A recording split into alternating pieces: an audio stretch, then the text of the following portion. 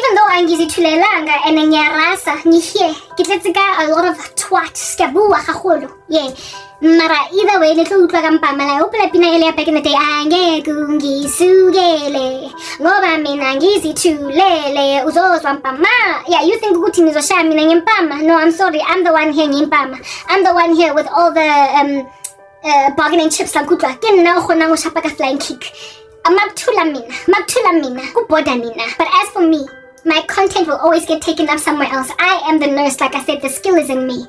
So where I post, you will literally search these YouTube streets high and low. This time, I will make sure because let's say create the animation. You know I can create a smoke screen. You know I can cover myself up. Let's say you've seen my animation recently. I get a link, it's a CapCut link. I get a link, it's a caption stuck with CapCut. I get but I export that caption called CapCut. My whole computer crashes now. ByteDance, young persecutor. So I'm now doing captions on VN. I've got another video editor. All of these things that I'm doing to improve myself. Yes, and guys, let me go use the bathroom. Get for the discussion because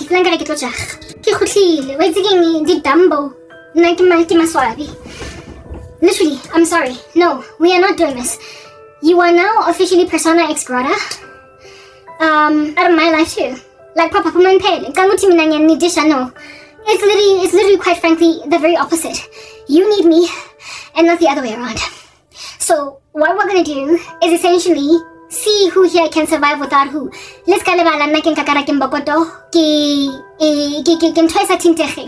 I have suffered for a decade under the tyranny of this crazy country. And I have not died. I have not committed suicide. I have not done anything. Essentially, I'm literally stronger than all of you combined. Get strong. I'm resilient in ways that you can't deal. So therefore, you cannot suffocate me with all of this oppression and expect to go outside and I'm just going to keep on pushing. And that's the thing that freaks the living daylights out of you, right? It freaks you out. This thing that you're trying to do, it scares you. Yeah, I knew this thing that you're trying to do, do you want to know why it scares the living daylights out of you? It's because my prophecies have been coming to pass. And with the things that I am saying happening, I don't know if it was better to have that way, whatever.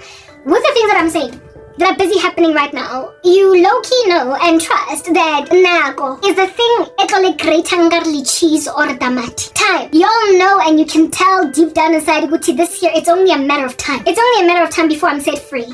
So you are trying to make me quickly do stuff because la tseba hore ke tlo mona go obvious. I mean la hlanya le le celebrity tsa lona the other day ke lorile bontle mudiselle anya la kankane other day long ago even kaloreka pill to see. I don't know if these celebrities are doing rituals themselves or if they use the images of them in dreams or whatnot. Mara hologa making ala mosadi was is already in waking life. It just says like okay listen lenyana like a tubontle mudiselle motorong where I was just humiliated ke etse lesbian. Even though in waking life, it's pretty ugly. I have dreamt about my cousin, Anyal, Len. In waking life, I've got a cousin-in-law that's walking these streets of South Africa, jumping up and down like a kangaroo. Mara to prevent me from getting married. So combination of incest and lesbian in Jefe. So so seeing as my cousin Kimoloi and also all of these cults in South Africa, celebrities that are persecuting citizens on the ground because they're trying to maintain a monolith going. After I mentioned Pearl Tusi, the dreams stopped, telling me that Pearl Tusi hi against me. There's another one. Some dude or some shows that is on Netflix. Muscles misifa. That is how surveilled I am. Content binary code. Yeah. Well, I mean, I have celebrities. You have made cults look at me. You have made members of cults, celebrities, people who are part of the government, corporate executives, but that's just the thing. Seeing as so much of what I have already prophesied has come to pass, you are now scared that it's only a matter of time. So you are so below the belt now that you're deleting entire YouTube channels, but you know that you need my information. So you keep one going. The other dude was a celebrity. But Jessica, lady corporate execs that things the billionaire. Libo Patrice Babona, Libo Cyril Ramaphosa, Libo Julius Malema, all of y'all involved in cults. I mean, personally, like a proverbial United States of American president, you are persona non grata to me. Like, Papa, I'm telling you, get up. You need my content. You need my ministry. You need to hear prophecy, but you also need to validate that Christ does not exist. I get, yeah. So, seeing as you are calling me things that I am not on my soil, this is my kingdom. This is heaven for me. Get a piece of my hodimo, the smallest little one of that you will ever taste, Mama Earth. This is a piece of heaven on earth. It's written in God's word that the kingdom of heaven is already among us, right? That's what's good. So, bazalwane ge a piece of heaven on earth. We are the last taste of heaven you will ever see, seeing as we are healing.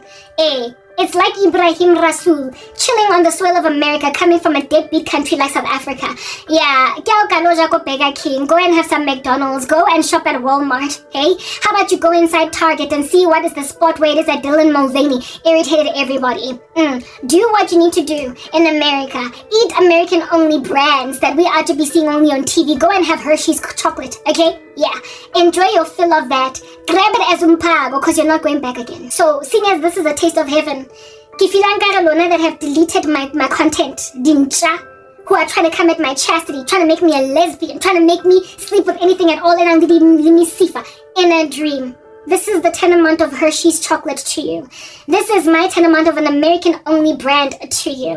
This is the tenement of Snickers bar to you. Anything at all that was started, born, bred, originated in America, and anything at all that is still only in America, a proudly American brand that's yet to be exported to other nations. Yeah, eat it. Eat your fill of it. Get fat. Wear clothes that only are made in America. Like I said, go shop at Walmart. Go and buy a microwave at Walmart and see if they will let you through customs bring that over to South Africa. Do that because, honeys, you're not going back. Make like, my sister, when she used to stay in Nigeria for a couple of years, years back, my older sister Nadula go Nigeria, ne?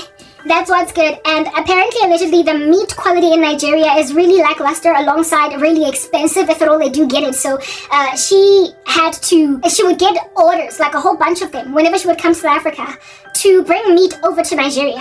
Yeah, like her friends that side, whenever she would visit South Africa, they'd be like, please bring me steak, please bring me mincemeat, please bring me boerewors, please bring me this, bring me that.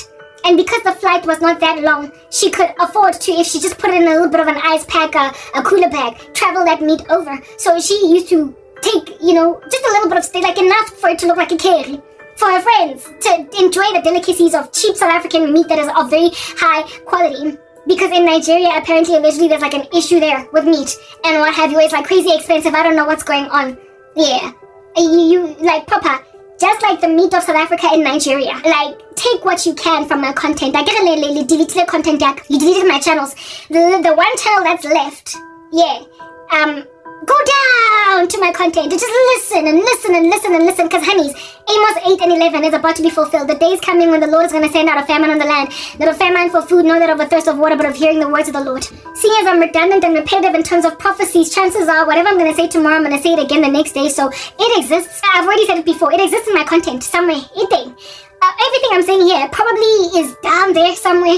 Yeah, so seeing as I am boycotting this, Nami, I'm on a strike. This is I'm downing tools, like proper. It's a stay away. I'm proper. This is a hunger strike. Nami, I'm gonna stay away. So enjoy the South African meat in Nigeria at your leisure. Because honey, I only travel to South Africa once a year, one holiday to go and be with my family. So the meat that I bring back, the steak that I bring back, enjoy it, savor it. Cause I fiddly. Until next year, the content this video that I'm posting now is like that one steak from South Africa that my sister brings for her Nigerian friend. It is that one steak. Do you understand? Enjoy it for however long it takes for the Trump administration to set free my channel if you won't give it back to me. It is your last shot. And fang the channel like a bag, otherwise I will not post you anymore. You are persona non grata to me. This is my heaven, this is my country. And I also have a currency. Nami, I've got bargaining chips, you think I don't? I have things to offer here. I have got some kind of authority, positional authority. You underestimate the thing I'm offering. And I'm out here telling you that if a bone can marry me in a satanic ritual, and get a lesbian lover. If at all, some celebrities in this country, Babanna, can out here be showing me their freaking ugly six packs as if though I'm interested in them to try and induce lust in me. And I am so sought after that even ama celebrities are out here doing rituals on me. So if that's a thing, Gushguti, Nami, like the American dream, I am that country that everybody wants to move to, but that a lot of people can't. That people got travel bans concerning, like proper in like lifting of visas. Trump refused to do that over South Africa. Over Africa at all. You still need visas and whatnot. Like, you know, when it's that country that everybody wants to flood to a point where the president has to come up with an immigration policy to block new refugees, new immigrants in Jeffela, like for the next foreseeable future. Nobody knows. You know how he did an immigration freeze into America? Or a refugee freeze, like just any moving of other countries' nationals to his country. He froze that for a season and then opened the Louvre, however, just for South African Afrikaners. Well, when you are that country, when you are that nation, and when you are that person, you get to do a travel ban across multiple countries and people be like, ooh, I'm so sad. When you are that person, you not only get to do a travel ban, you also get to do an immigration freeze, a migrant freeze. You also get to do a persona non grata and tell people that out here disrespect you on your soil, get out and don't come back. When you are the world's superpower and the land of the free that everybody is flooding to and that nobody wants to leave once they get there, you get to tell people get out and don't come back, and that actually sting. You can't say that to a person in Zimbabwe. You can't give someone a persona non grata in Zimbabwe and have them be like, oh, they kicked me out of Zimbabwe, of which is one of the countries on the travel ban, right? Where a whole bunch of rigorous checks have to be done in order for Zimbabweans to be allowed in. A whole bunch of students want to study in the US. Harvard, all these random Ivy League universities. They're studying hard. They're doing SATs. And there are countries in Africa where they've been told, I don't care that you've written American SATs, you're not coming into an American university, because Trump did a travel ban across many countries in Africa, and some of them are not allowed to go in at all, like Libya, Somalia, and I think some other one. I don't know if it's Ethiopia. I think it's Ethiopia, Libya, and Somalia. I stand corrected, however. Those three, no matter what they do, they can't come in. The rest of them, a whole bunch of countries in Africa, they have to go through a very rigorous process, and there are some people that can't even go there for things like studying, for instance. So you could be a matriculant Aja looking forward to studying at Yale University, and just like that, your dreams are gone. You're gonna have to study in a local university. When you're that guy, you can do stuff like that. You can shatter people's dreams by simply doing a travel ban, by simply saying, don't come to my house because it's that much fun in your house. Well, I am that thing. I'm that thing. The kingdom of God is that thing. God's disciples are that few and far between, rare and difficult to replace. And the way that you treat us like rubbish, you who have got a bittersweet relationship with us, you learn the hard way when all of a sudden there is a persona non grata on you, when you have been door slammed, when you've been told that you can't travel to me, that there is a migrant ban, when you have been told that but for just Afrikaners, y'all can't come in, you have to come in with a visa, and even though you get vetted and checked like no man's business because you're from the country that lands on our shores and calls us a white supremacist. Yeah, you get to do that when you are that girl or that guy or that country. And I am like America in that regard. I am the thing that you pass shade but that you can't do without. I am able to, if at all I cut off your ability to have duty-free trade, you literally lose like a good 40% of the country's automotive industry. That's what's gonna happen when a Goa gets severed in this country, Maralangdela. When I get cut off, a whole bunch of you gets decimated. So seeing as I'm the one here with a bargaining chip, I'm not gonna barge, just like Trump. I'm not gonna barge, just like Trump is not barging, and I will flex with one of your own in my White House and still give you grief concerning it. Like the fact that he is throwing Elon Musk in your face is fitting. It's absolutely perfect. Nami, I am South African, I am from this country, born and bred. I was once a patriot for it, but now I can't stand it. You've left an ugly taste on my tongue. Lady Satan man la lawyer. Listen to South Africa, it has been destroyed, and you think that you can wreak havoc in my life when I'm in a position to give a meaningful persona ex grata to you non grata. I'm able to give you a meaningful persona non grata. In other words, it's not like you're getting kicked out of Zimbabwe, but out of America. When I tell you get the stepping, it actually stinks. You have told me to get the stepping, and I'm telling you that no, wait, skinny, I'm sorry. The things are changed here, like who different, like Mamela. I'm the one here who's got the ball in her court, not you. And I'm finally coming to discover that. I know that that's true, because if at all I was so much of a non-entity, you would not have deleted 4 of my YouTube channels out of 5. You wouldn't have done that. You would not have completely erased my YouTube channels if I was nothing. If I was just some negligible, non-existent, not worthy of being listening to women. In the spirit of sizogqoka condom, we will wear ijazi angifuni ndoda uyahlanya uyagula, you've got halitosis, futhi umfazi wakhona unama herpes angazi ayingaki, oral, avert, general. Ha khona herpes yasinanyo namsadi wadeng. Because of you. She's on a cocktail of antibiotics and ARVs, and you want me to see that condom because afterwards, I'll have my channels back. Hey, persona ex gratia Ibrahim Rasul be like, get out of my country. Pumpel, you don't get to rock up on my land where you are enjoying yourself.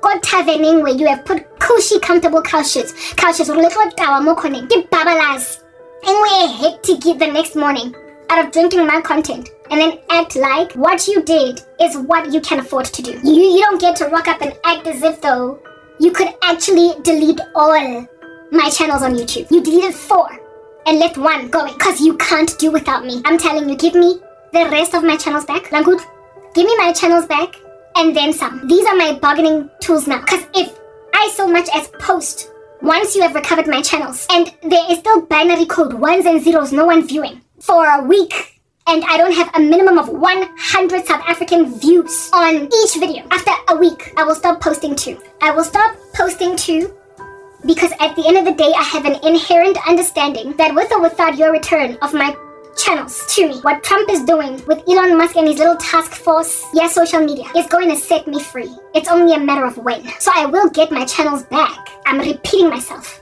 because it's important, given that I'm dealing with thick skulls. I'm gonna get my channels back, but you could just give them back to me. But if you don't give them back to me, you and not me are gonna starve. I have to always have an outlet to share prophecy. I gotta have somewhere to speak.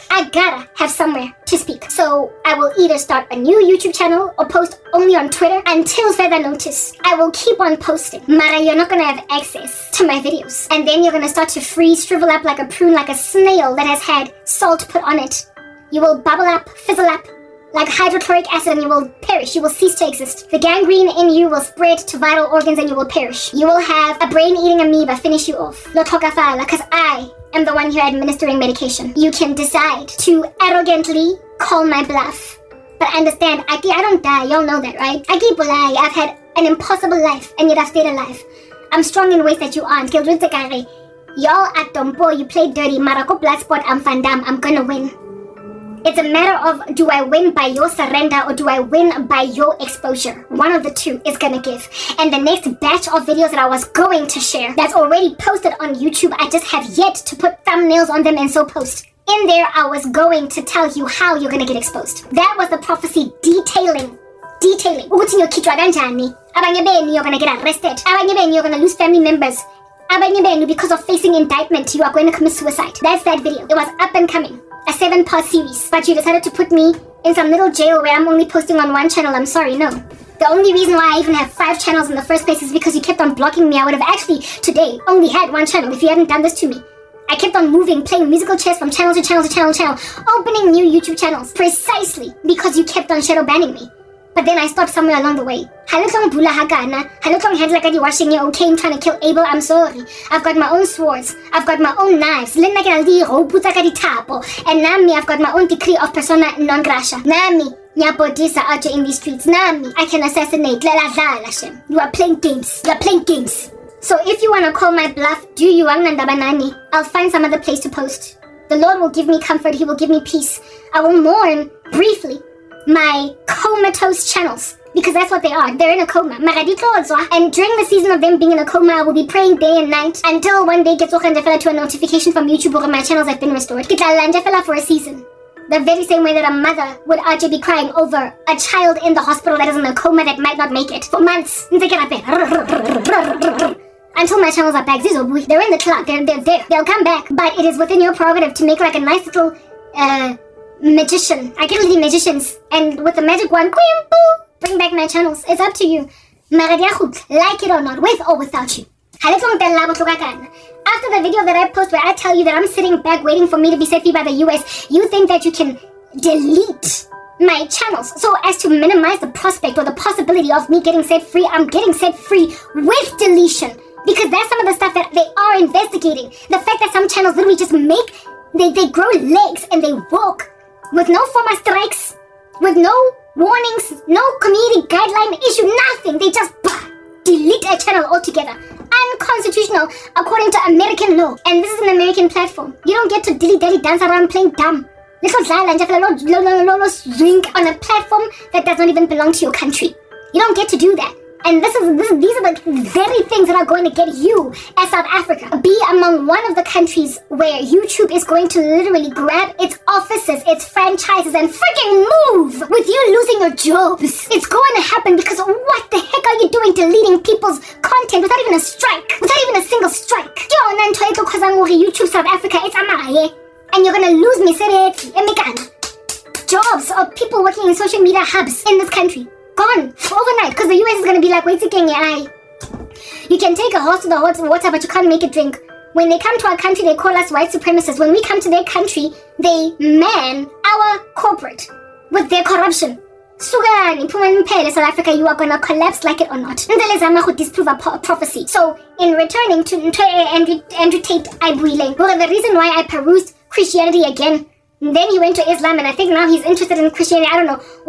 There's literally too much evil in the world for there to not be a God. Y'all are diabolical in a most nonsensical capacity. You are wicked, and so you prove God. You are wicked, and so you prove that God exists. Therefore, Adam, look, I get it, okay? You are an aroused beast that is operating, functioning indeed just like an animal in the wilderness. You just want to fulfill and satiate your needs. You want it now, you grunt, and you just want to take it. But understand that your usage of sex in order to fulfill the curse of Adam in your suffering from castration anxiety is the very reason why the Lord is going to reprieve Eve that is in him from you. Because listen, you are not mere beasts. You are not mere animals.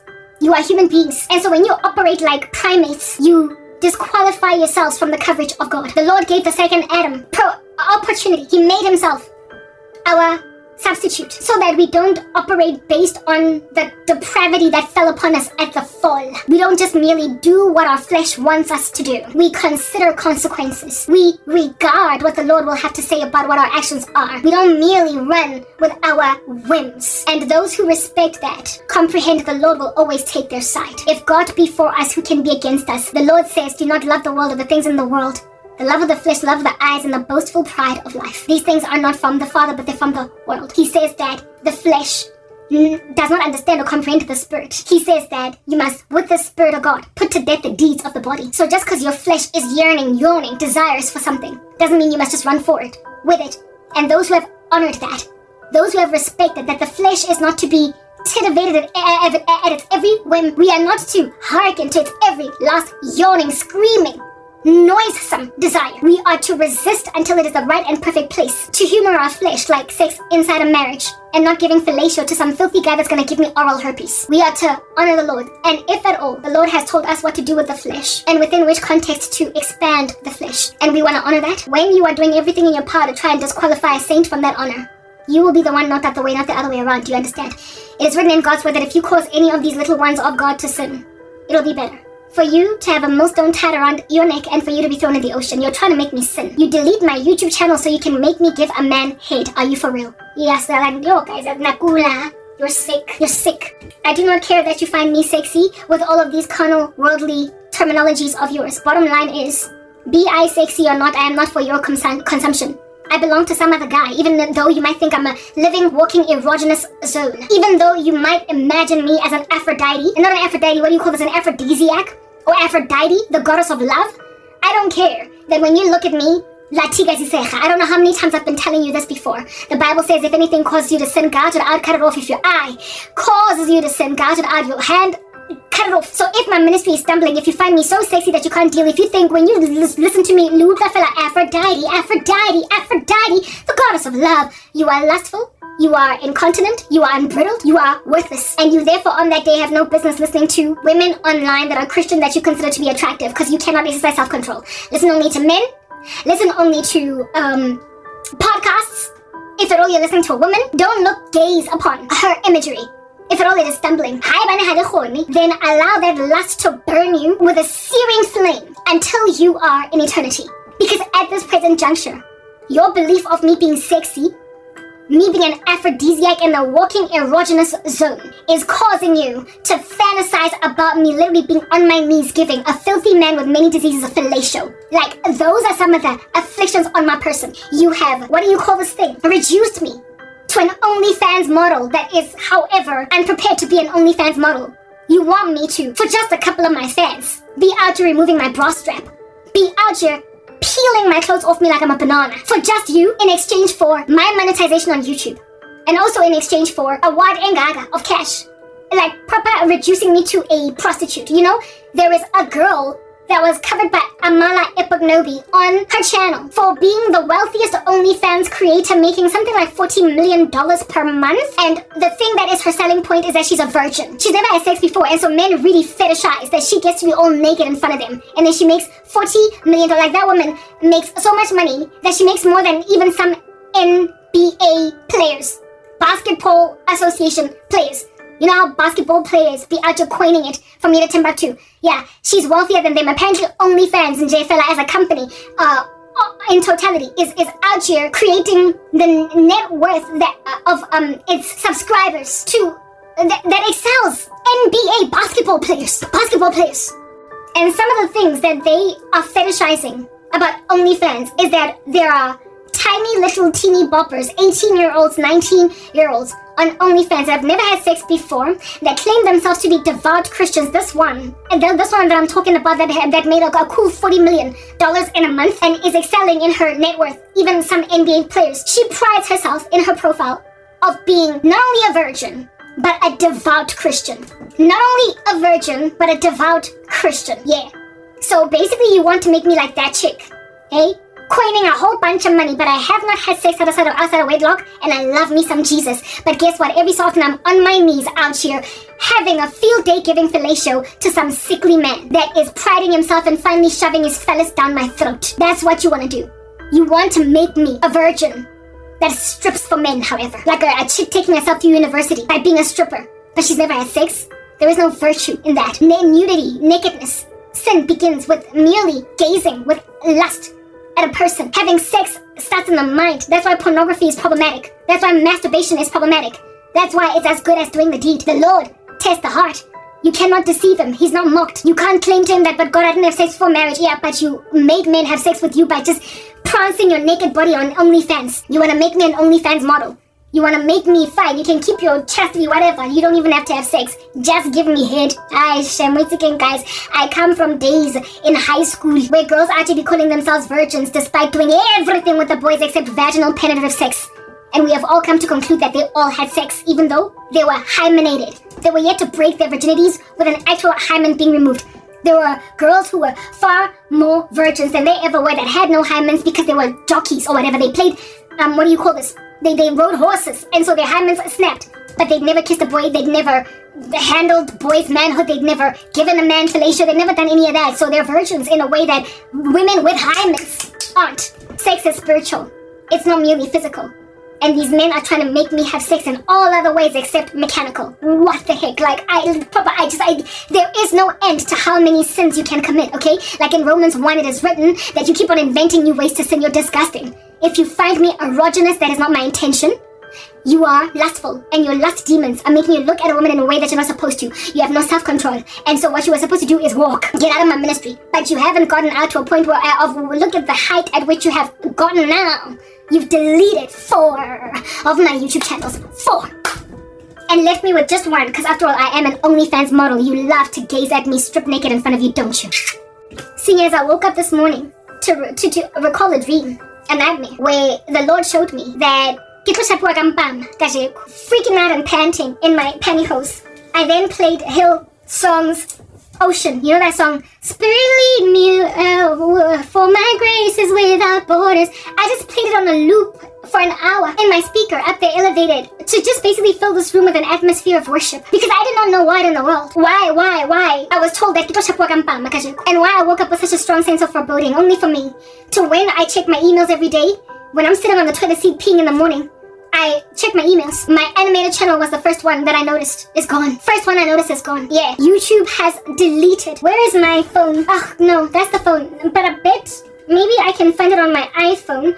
If at all I'm attached to the internet. No. What other phone do I have over here? I want to read you the exact wording from YouTube. Okay? But this phone is not attached to internet. The one on the floor that fell might be. 1 second. I've gotten a phone on the floor. It was doing edits. Just open, please, man. This phone. I was literally charging it the whole day. How is it off? Ugh. Okay, I plugged this phone. It's only now charging, so let it get to like 5% or whatever, then I'll open it and read you the gangster email that I got from YouTube. I'll read you the gangster. It's on 2% now charging, so let it get to like 5% or whatever. Then we'll open the phone and read the emails, because this phone is the only one that attaches to internet from this side. Everything else is quite far. It doesn't like catch the router. Oh no. Whoa, okay. My iPhone is on, thank God.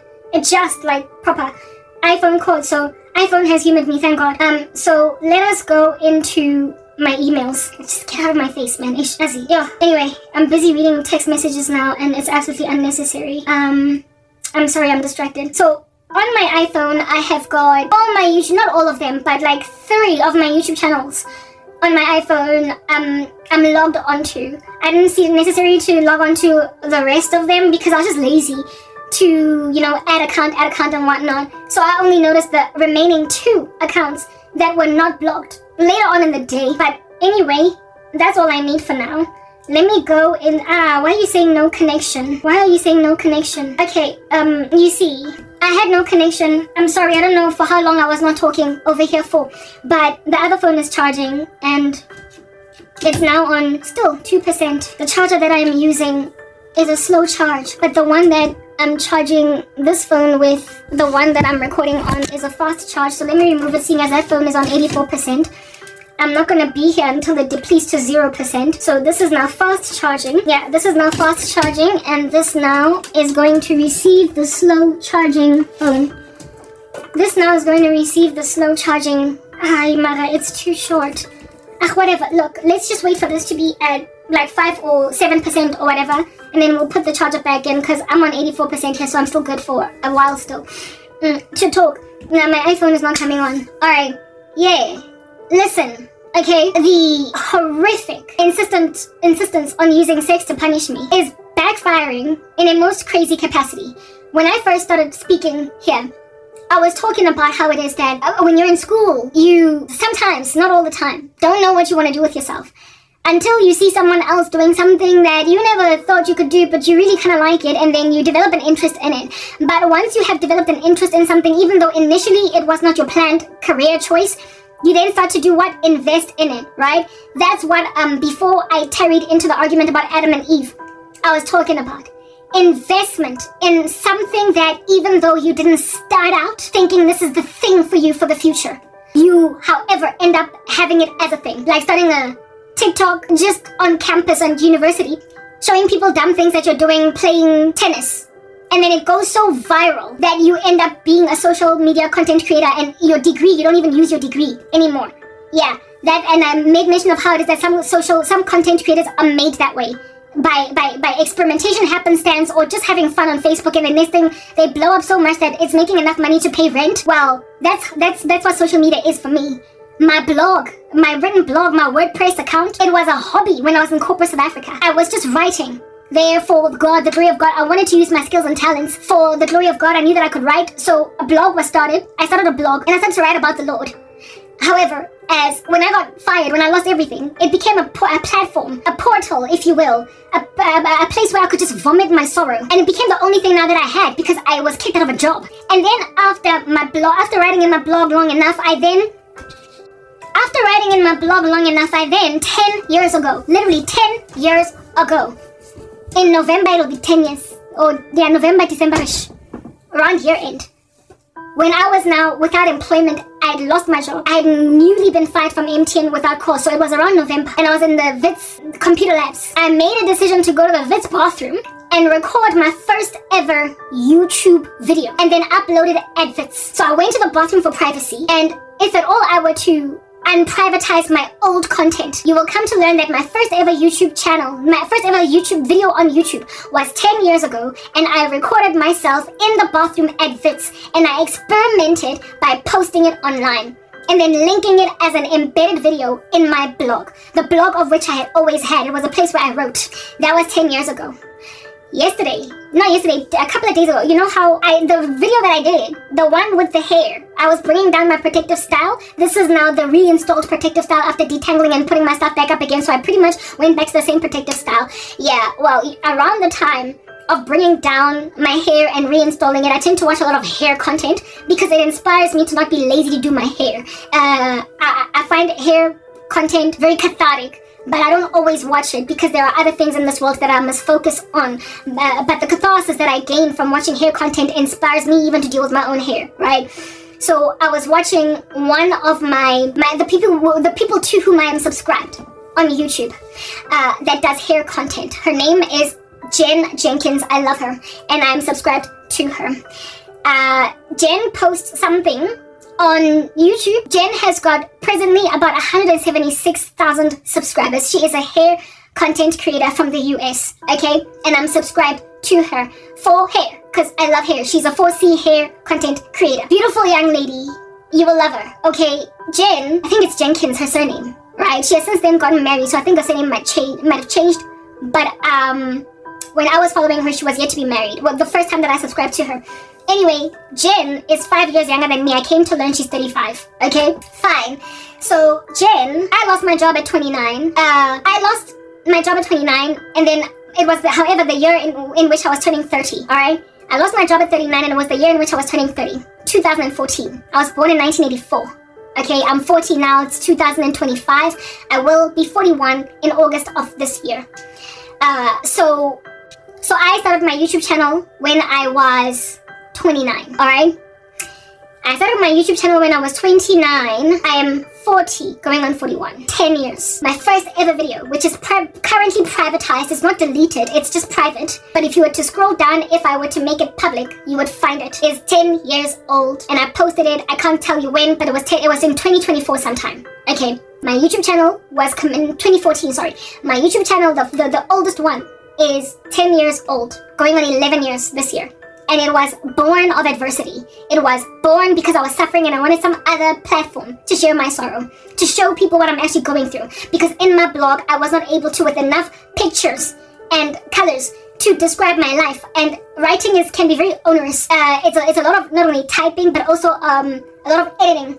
But when you are out here talking, even when you say and ooh and whatnot, it's still easy to listen to somebody, even with all of those speech issues, right? But with writing, if your writing is off because you're in a rush to post, it can discourage an avid reader that is pedantic about grammar and whatnot from continuing to read if you've got spelling mistakes or if you've got grammar issues because you're rushed to post something. So when you keep on saying or when you use slang a whole bunch in your your talking head videos, you are more likely to get listened to than when your writing is not up to par. So because I noticed that, I figured if I do something that is audio-visual, I can just share my journey without having to do so much editing. And so it'll enable me to also post frequently, daily, because I thought that I was going to get out of this like quickly. The situation that I was in, I told myself that God is for me, no one can be against me. It's only a matter of time before I'm restored again. MTN was definitely wrong against me. I will win my case at the CCMA. I was so confident that I was going to be out of this within a minute. It's been literally 10 years. The Lord endured me through so much trial. It's not even funny. Anyway, that's when I commenced my channel. So Jen,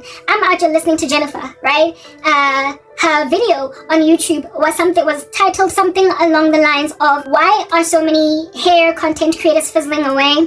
And then on her thumbnail, she wrote something like, it's because they're broke or they're not making money or whatever. So I was curious because I was like considering entering into the hair niche myself because I'm trying to make money. I'm trying to do anything, okay?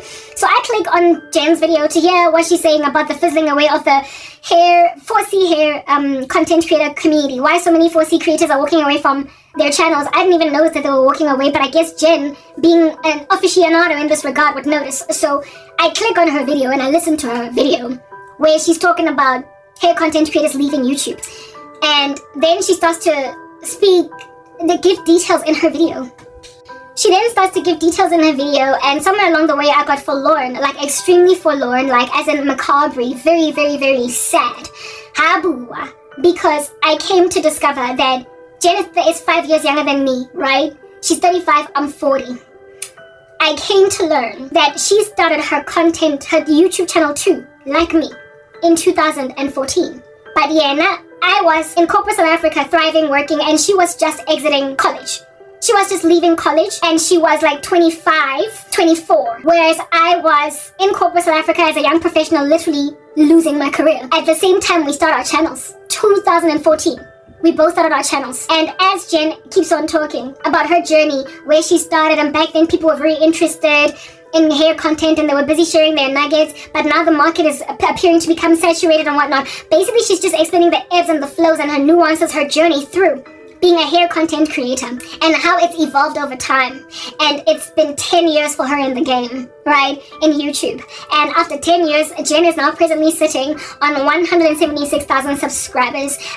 Personally, for me, that is too long a time for you to have that little few subscribers. After 10 years, I feel like you should be sitting on like maybe 1 million, right? But you know, some are slower than others, but that is still a huge milestone. And Jen speaks about how when she started her channel, she had a particular thing that she was doing with herself, but then it started to become fruitful for her because she monetized and she realized that people are interested in the topic and that they're interested in hearing what she has to say, and she was starting to make out of it a business. Her YouTube channel became a business because even though she was just experimental at first, it was never something that she was ever planning on making her, not so much her main thing. I don't think it's her main thing. I do believe that there's something else that she's doing, but like it certainly is a significant source of income, and it has significantly also fashioned the person that she is, her brand, what she's known by when she's walking in the street, what she's recognized as.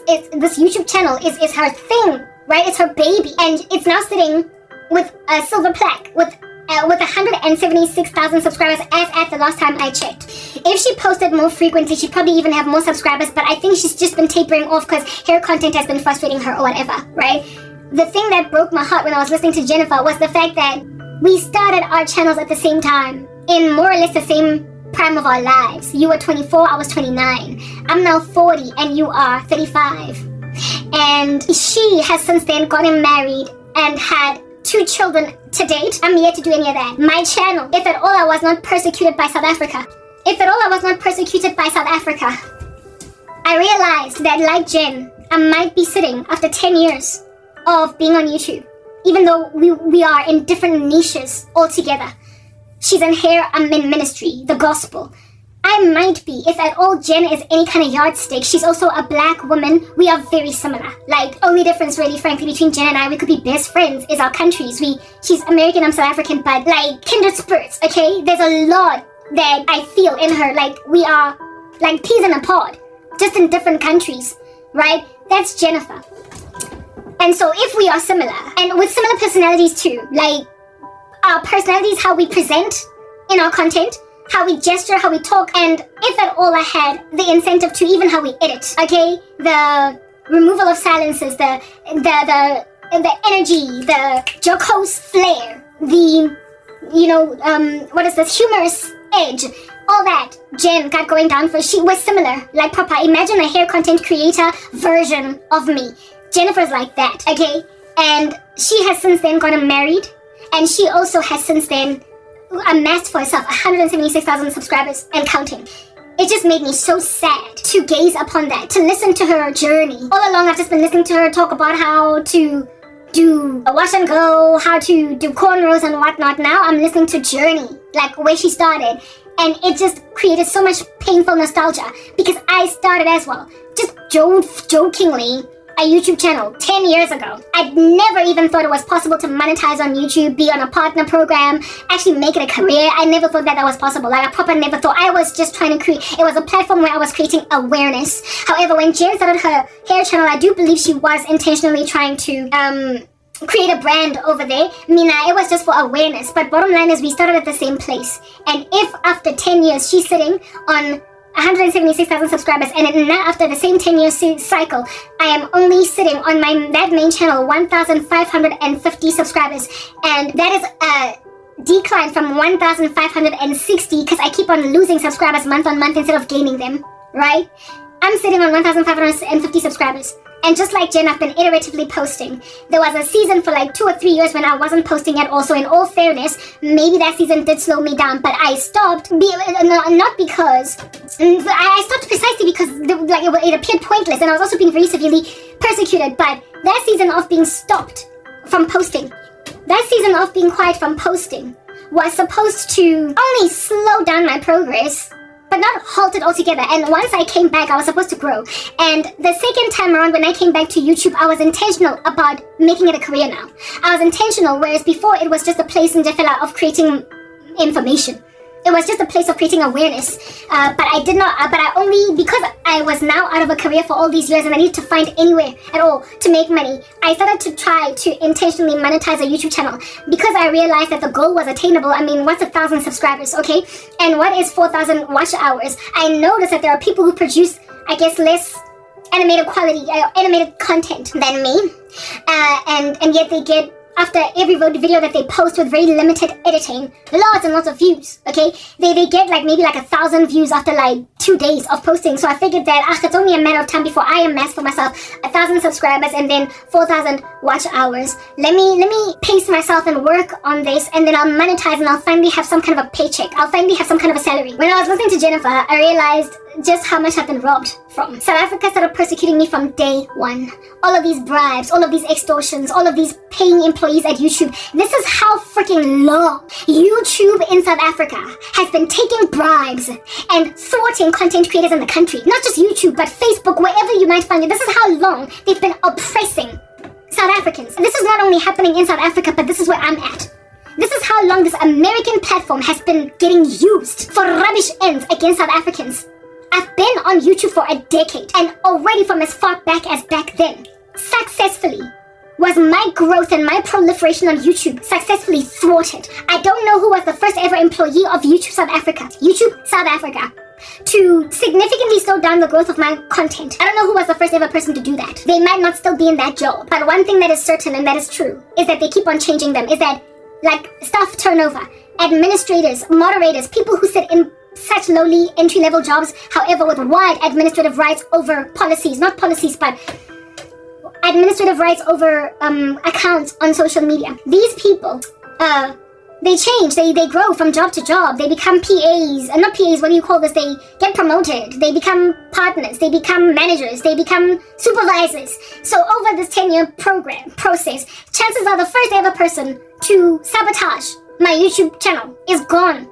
But some other person that was a fresh graduate out of university has replaced them. So this is a monolith that is ongoing. It's like a hamster on a wheel that's just going and going and going. There will always be someone to man that chair. This syndicate is that ridiculous. It's revolting. Do you understand? It's nauseating. There will always be somebody in that hamster wheel. When the one person gets a promotion as a supervisor, the next administrator is going to get tapped on the shoulder off and given a wad of 5,000 rands cash to ransack, harass 4, 5, 10 people that they don't even know.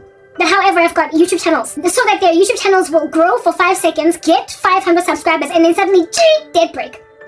When this is not because of YouTube's actual community guidelines, when this is not because of YouTube's actual issues or qualms that they have with you, it's not the American company.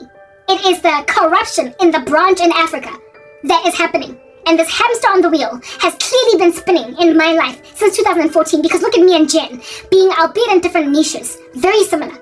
And also, Jen has grown so gradually. I mean, 176,000 subscribers over 10 years is, for me, slow. But it's gradual enough to be realistic. It's here not looking like it's magic power or whatever, right? It is something that is a lot of work, hard blood, sweat, and tears invested over very many years that ultimately amassed for her a silver plaque and growing.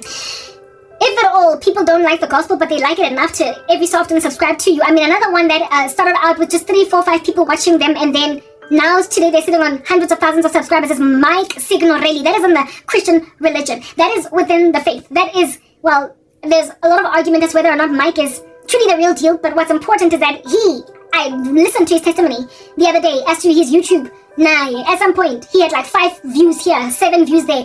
And over the years, gradually, very slowly but surely, he ultimately amassed for himself hundreds of thousands of subscribers. And he said that it would take him, like, I think 6 years to reach 1,000 subscribers. 6 years. It took him 6 years to reach 1,000 subscribers, and then from there, he just suddenly mushroomed. I think he had one viral video, and then that's where he just picked up from there. Mike Signorelli, alright, within the Christian faith. So, I've been here for 10 years, and I have not gotten to Mike's numbers. Mike is bigger than even Jen Jackson. It's not Jensen, it's Jackson. Her surname is Jackson. Jen Jackson, Jennifer Jackson. Jen is on 176,000 subscribers, so if we are modest as to my growth, I should at least be where Jen is at. Because I think her growth is modest. For 10 years, it's modest. I should at least be where Jen is at. And when I listened to her testimony, I not only was grieved by the fact that she's ever since then gotten married, which is something that I was also ever since then supposed to do. She has also ever since then had 2 children. And she has in that time also amassed for herself 176,000 subscribers. That is the level of sabotage over content creators in this country by a monolithic structure that is literally trying to uproot Christianity from South Africa. I am sitting on 1,550 subscribers on that channel. And I amassed for myself those 1,550 subscribers over a short period of time, 3 months, when I, like Jen, one day got serious with my channel and noticed that it was something that I could actually make a career. And so I started to invest in it. Just like being a student in high school, not knowing what you're going to do with yourself. You then end up going to university. You study something that you figure that's what everybody wants me to study. But then once you're at varsity, you start to notice this plethora, the slew of subjects that you like, that you are intrigued by because one of your friends on campus is doing this particular major and you enjoy listening to them talk about their studies so much that you're like, okay, next year or next semester, I'm dropping this subject and I'm taking this one instead because I'm changing my direction. So just by mere virtue of observing other people in a field that is clicking with you, you had to see it in action. You had to see other people do it to see, this is what I want. Even though you never would have dreamed it up as a child. Because you never knew it existed or you didn't think that you'd be intrigued by that kind of industry until someone close to you was in it. And then you were like, no, I want to be a marketer or I want to be an accountant. I want to be a doctor. I started out doing engineering, but I see now that I want to do medicine because my best friend who is in Wits Med School is actually telling me what they do there and I'm interested. So next year I'm going to change. I'm going to switch over from, a BSc in biochemistry to medicine like Abzier. You see other people doing what it is that you now can see yourself doing, even though you never at some point fathomed yourself in that space because you were not introduced to it. And once you discover what you want to learn, once you learn it, you then get straight to work, right? You put your hands together like this. You get straight to work. You dot your I's, you cross your T's, you enter into market research. You try to find out what is it going to take for me to succeed in this space. That's what happened with me with social media. First and foremost, I never would have taken my hobby and made it a career if I wasn't fired from corporate South Africa. I was always going to be a suit. I was always going to be somebody going up the ladder in corporate. I was always going to be somebody's boss with some subordinates, some person with like a clocking in 9 to 5. Like that, I was always going to be that thing. And even if I started my own business, it was going to be within the corporate space. I was going to be a consultant running her own consultancy firm within management consulting. I was always going to be a corporate suit. Like that was what I was always going to do because that's the space that I enjoyed. But then it spat me out and then I had to find some other thing to do. Do you understand? And then this other hobby that I was using initially just for awareness creation became the only thing I was looking at. Because people